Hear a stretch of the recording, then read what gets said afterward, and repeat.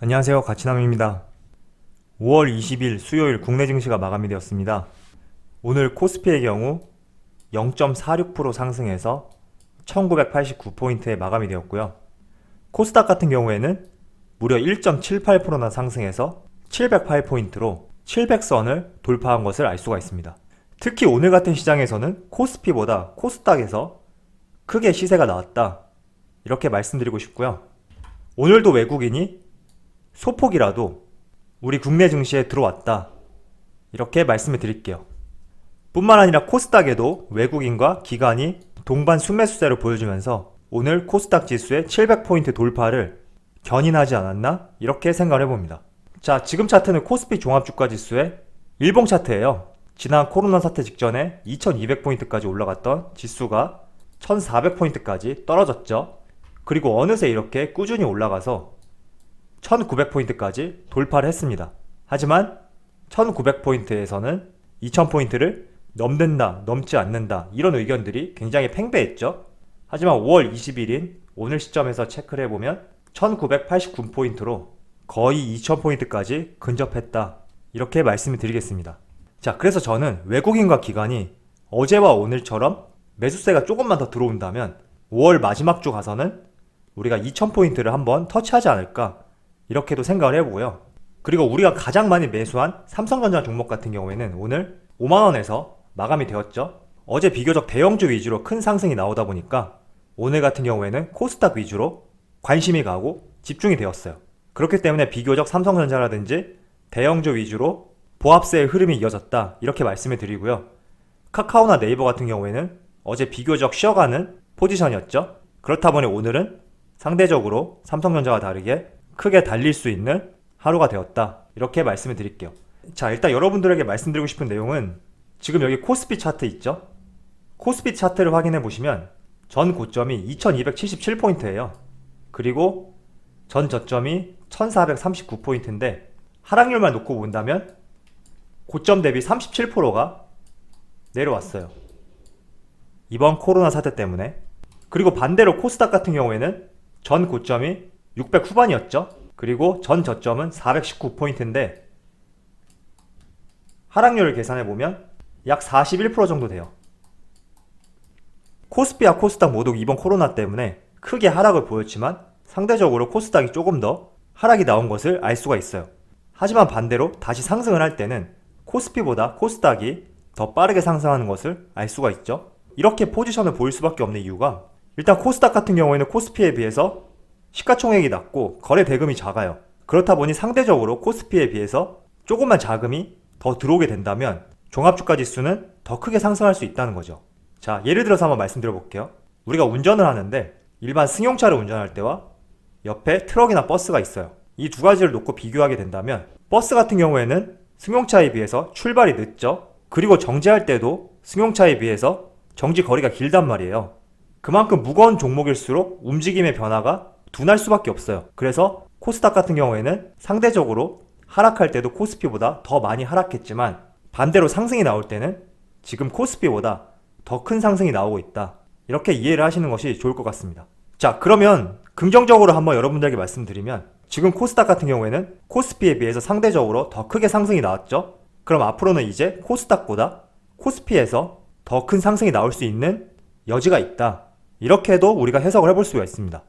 자, 오늘 코로나 관련된 기사를 한번 살펴보면 32명으로 다시 늘었어요. 어제까지만 하더라도 나흘째 10명대 유지라는 이런 긍정적인 기사가 나왔었는데 다시 오늘 같은 경우에는 9일 만에 30명대로 증가된 모습을 알 수가 있습니다. 자, 그런데 오늘 같은 경우에는 코로나 확진자 수가 이렇게 다시 30명대로 크게 증가를 했는데 코스피, 코스닥 모두 강세를 보이고 있단 말이죠. 결국 시장에서는 우리나라의 방역 능력, 이러한 부분이 이제는 어느 정도 확진자 수가 늘어도 충분히 우리나라가 잘 대응할 수 있다, 이렇게 생각을 하고 있는 것 같아요. 그래서 지금 30명대에서 갑자기 폭발적으로 50명, 60명, 70명 혹은 100명 이상 이렇게 늘지 않는다면 코로나 확진자 수가 소폭 증가한다고 하더라도 우리나라 증시에 미치는 영향은 이제는 제한적일 수가 있다, 이렇게도 생각을 해볼 수가 있습니다. 자, 그리고 저는 주식을 매수할 때 9대1 법칙을 항상 적용을 하고 있어요. 이 말이 무엇이냐면 내 가용 자금의 90%는 대형주, 우량주 위주로 투자를 하고 나머지 10% 혹은 5% 내외 이 자금으로는 스윙 매매를 하고 있습니다. 그렇다고 해서 제가 아무 종목이나 잡아서 스윙 매매를 하는 것은 아니고요. 지금 시장에서 가장 관심이 집중되고 있고 자금이 몰리고 있는 이런 섹터들 있죠. 이런 섹터들 중에서 몇몇 종목을 컨택해서 투자를 한 다음에 스윙 개념으로 이렇게도 들고 가고 있습니다. 제가 이렇게 하는 이유 중에 하나는 코스피 우량주 종목들에만 투자를 하게 된다면 비교적 시간이 좀 길 수가 있어요. 그렇다 보니까 상대적으로 어쩔 때는 지루함이 느껴질 수도 있거든요. 하지만 시장에서 관심을 받는 섹터들은 항상 움직여요. 그렇다 보니까 이런 섹터들을 잘 잡는 것도 내가 일정 부분의 수익을 올릴 수 있는 좋은 기회가 될 수도 있습니다. 때문에 오늘은 제가 여러분들에게 종목을 선택할 때 마인드맵적인 사고를 가져라 이렇게 말씀을 드리고 이 내용이 무엇인지에 대해서도 한번 이야기를 해볼게요. 자, 마인드맵이라는 말이 여러분들 다 아실 거예요. 하나의 주제를 가지고 그 주제를 나뭇가지가 뻗어나가듯이 연관성 있게 생각을 하는 것이 마인드맵적인 사고라고 말씀을 드리고요. 이러한 사고가 주식시장에서 굉장히 중요하다는 것을 여러분들에게 말씀을 드릴게요. 자, 그러면 이런 마인드맵적인 사고를 주식시장에 어떻게 적용을 시키는지를 제가 지금부터 설명을 드리도록 하겠습니다. 제가 이틀 전에 미국의 화웨이 때리기라는 주제를 가지고 여러분들에게 한번 다뤄드린 적이 있어요.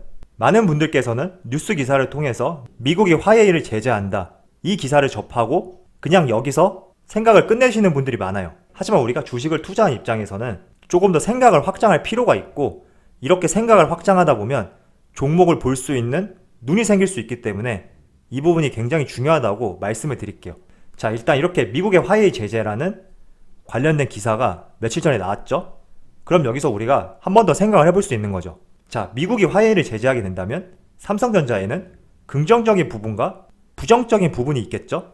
지금 긍정적인 부분을 말씀드리면 유럽 내 삼성전자 모바일 판매량과 점유율이 확대될 것으로 기대가 되고요. 부정적인 면은 반도체 수요가 감소할 수 있다는 우려감이 있죠. 자, 그런데 긍정적인 면만 한번 뽑아서 이렇게 생각을 해볼게요. 삼성전자의 모바일 판매량과 점유율이 확대가 기대가 된대요. 그렇다면 여기서 우리가 한 번 더 나아가서 생각을 해볼 수 있는 거죠. 삼성전자의 모바일이 판매가 더 많이 유럽 내에서 이루어진다면 삼성전자 모바일에 탑재되어 있는 개별 부품주들 있죠. 이런 부품주들에 대해서도 수요가 확대될 수 있을 것이라고 생각을 해볼 수 있다는 거죠. 그래서 삼성전자 모바일 판매량 증가에 따른 수혜 종목을 한번 생각을 해보자는 거죠. 삼성전자 모바일에 탑재되는 부품들 중에 이 부품들을 제작하고 사업을 영위하는 코스피 코스닥에 상장되어 있는 기업들이 있어요. 이 기업들을 한번 찾아볼 수 있고 그리고 그 기업들과 삼성전자 모바일 이 두 가지를 커넥트 시켜서 생각을 해볼 수도 있는 거죠. 그래서 카메라 모듈이라든지 이 카메라 모듈을 검사하는 장비 이런 업체들도 수요가 증가할 수가 있다. 이렇게 생각을 해볼 수 있는 거예요. 자, 유럽 내에서 스마트폰 시장 점유율을 잠깐 말씀을 드릴게요. 2018년하고 19년도 자료인데 삼성전자 같은 경우에는 18년에는 약 34%였죠. 그리고 19년도에는 더욱 증가해서 40%까지 올라간 것을 알 수가 있어요.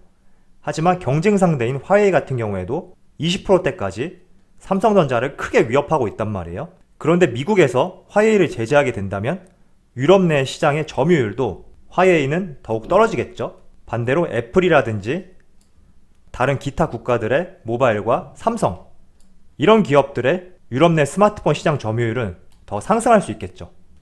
이해되시나요? 하지만 삼성전자 같은 경우에는 모바일뿐만 아니라 반도체 사업도 영위하기 때문에 긍정과 부정이 공존하고 있는 기업이다. 이렇게 볼 수 있어요. 하지만 부정을 제껴놓고 긍정만 놓고 봤을 때 이 긍정에 해당되고 관련된 사업을 하는 부품주들도 있단 말이에요.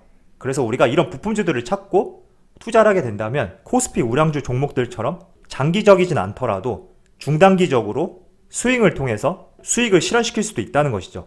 자, 그래서 항상 여러분들이 주식을 투자할 때는 이런 마인드맵적인 사고를 하시는 것이 정말 중요하고요. 단순히 뉴스 기사를 통해서 미국이 화웨이를 제재한다고 해서 아, 미국이 화웨이를 제재하는구나 이렇게 생각하고 끝날 것이 아니라 미국이 화웨이를 제재한다면 이를 통해서 어떠한 기업들이 영향을 미칠 수 있나?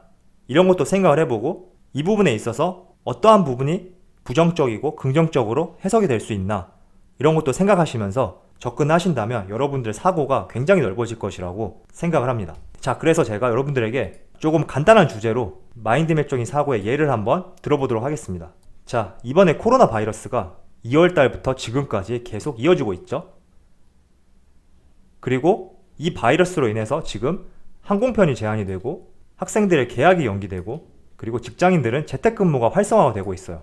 여기서 이제 사고가 끝나는 것이 아니에요. 만약에 여러분들이 주식을 투자하지 않는다고 하면 마인드맵적인 사고를 할 필요는 없지만 우리는 주식을 투자하는 입장에서 이런 확장된 생각을 하는 것이 굉장히 중요합니다. 때문에 여기서 생각을 끝내시는 게 아니라 이렇게 부정적인 견해로 인해서 반대로 긍정적인 시너지 효과를 낼 수 있는 기업들이 생겨날 수가 있단 말이에요. 항상 시장에는 긍정이 있으면 부정이 있고 또 부정적인 내용이 있으면 이를 통해서 사업을 발전해 나갈 수 있는 이런 기업들이 있어요. 때문에 이를 통해서 어떤 종목들이 그리고 어떠한 사업들이 이 기간에 발전할 수 있는지를 생각해 보는 거죠. 그래서 우리나라에 언택트 관련된 사업이 부각이 되었죠. 비대면이라든지 전자결제, 온라인 사업 등. 때문에 만약에 여러분들이 이 부분을 빨리 캐치를 했었더라면 아마 비대면이라든지 전자결제, 온라인 사업과 관련된 사업을 영위하면서 이익을 내고 있는 이런 기업들을 찾을 수 있었고 그런 기업들에 투자해서 장기적이진 않더라도 중단기적으로 수익 매매를 통해서 어느 정도 수익을 낼 수 있었다. 이렇게 말씀을 드리고 싶었습니다. 자, 다만 제가 여러분들에게 여기서 주의해야 될 사항을 말씀드리면 항상 주식을 투자할 때는 지금 이렇게 중단기적으로 수익 매매를 할 때는 소액으로 하셔야 돼요. 항상 우량주 그리고 우량주 중에서도 미래지향적인 사업을 하고 있는 이런 기업들에 투자를 하셔야 되고 나머지 10%, 5% 이렇게 비중이 낮게 나의 자금으로 운영을 하셔야 된다. 이렇게 말씀을 드릴게요. 항상 주식 투자라는 것은 언제든지 시장이 변할 수 있고 오늘 제가 이렇게 긍정적으로 얘기했다고 해서 다음날까지 이 긍정이 이어지는 것도 아니고 3시간 뒤에 예기치 못한 이런 기사들이 발표가 되면서 심리가 바뀔 수가 있단 말이에요. 그렇기 때문에 우리는 항상 우량주 가치 투자를 통해서 수익을 내야 되는 것이 맞고 제가 말씀드린 이런 부분들은 소액으로 내 비중의 10% 남짓으로 투자를 해야 된다. 이렇게 말씀을 드리겠습니다. 하지만 그래도 제가 여러분들에게 말씀드린 것처럼 마인드맵적인 사고를 주식시장에서 하는 것은 굉장히 중요하고요. 이렇게 생각을 하다 보면 내가 종목을 보는 시야라든지 시장을 보는 시야들이 굉장히 넓어질 수가 있어요.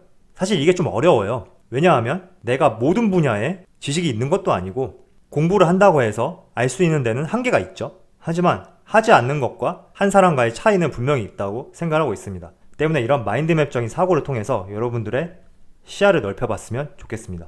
자, 그리고 마지막으로 정리해서 말씀드리면 제가 초반에 코스닥 같은 경우에는 코스피에 비해서 굉장히 가벼운 종목들이라고 말을 했잖아요. 그렇다 보니 상대적으로 빠질 때도 더 많이 빠지고 상승할 때도 더 크게 상승하는 모습을 보였는데 삼성전자는 무거운 코스피 중에서도 가장 무거운 종목이에요.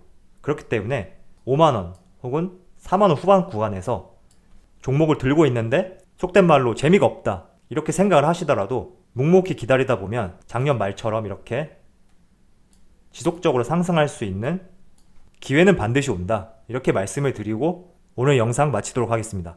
자, 그럼 언제나 여러분들의 성공 투자를 바라도록 하겠습니다. 감사합니다.